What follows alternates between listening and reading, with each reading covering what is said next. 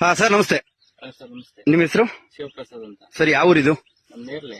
Okay sir, ನಿಮ್ದು ಶುಂಠಿ ನಮ್ಮ ವೆಸ್ಟೀಜ್ ಪ್ರಾಡಕ್ಟ್ ನ ಯೂಸ್ ಮಾಡಿದಿರಲ್ವಾ ಸರ್? ಹೌದು ಸರ್. ಸರ್ ಏನ್ ಪ್ರಾಬ್ಲಮ್ ಇತ್ತು ನಿಮ್ ಶುಂಠಿಲಿ? ಯಾವ ಪ್ರಾಬ್ಲಮ್ಗೋಸ್ಕರ ನಮ್ಮ ಪ್ರಾಡಕ್ಟ್ ನ ಯೂಸ್ ಮಾಡಿದ್ರಿ? ಈಗ ಹೊಸದಾಗಿ ಒಂದು ಕಾಯಿಲೆ ಪೆರಿಕ್ಯುಲಿಸ್ ಅಂತ ಬಂದೈತಲ್ಲ, ಅದು ಫುಲ್ ಶುಂಠಿಗೆಲ್ಲ ಹರಡಿತ್ತು. ಓಕೆ. ಹಾಗಾಗಿ ಯಾರೋ ಸಜೆಸ್ಟ್ ಮಾಡಿದ್ರು, ಹಿಂಗೆ ಔಷಧಿ ಸಿಗುತ್ತೆ, ಹಿಂಗೆ ತಗೊಂಡ್ಬಂದು ಹೊಡೀರಿ ಅಂತ. ಓಕೆ. ಹೊಡೆದೊಂದು 5 ದಿನಕ್ಕೆ ರಿಸಲ್ಟ್ ಸಿಕ್ಕಿದೆ. ಸರ್ ಹೇಗೆ ಅನಿಸ್ತಿದೆ ಸರ್? ಎಷ್ಟು ಮೆಟ್ಟಿಗೆ ಬದಲಾವಣೆ ಆಗಿದೆ ನಿಮ್ ಶುಂಠಿಲಿ? ಯಾವ ರೀತಿ ರಿಸಲ್ಟ್ ನೋಡ್ತಿದ್ದೀರಾ ಸರ್ ನೀವು? ಆಲ್ರೆಡಿ ಒಂದು 50% ಹೋಗಿತ್ತು. ಈಗ ಔಷಧಿ ಹೊಡೆದ್ಮೇಲೆ ಒಂದ್ ಸ್ವಲ್ಪ 90-95 ಅಷ್ಟು ರಿಸಲ್ಟ್ ಸಿಕ್ಕೈತೆ ಈಗ. Okay okay. ಸ್ವಲ್ಪ ದಿನಕ್ಕೆ ಒಳ್ಳೆ ಇದೈತೆ ಔಷಧಿ. Okay sir. ಬಳಸಬಹುದು. ಸರ್ ಏನ್ ಹೇಳ್ತೀರಾ ರೈತರಿಗೆ?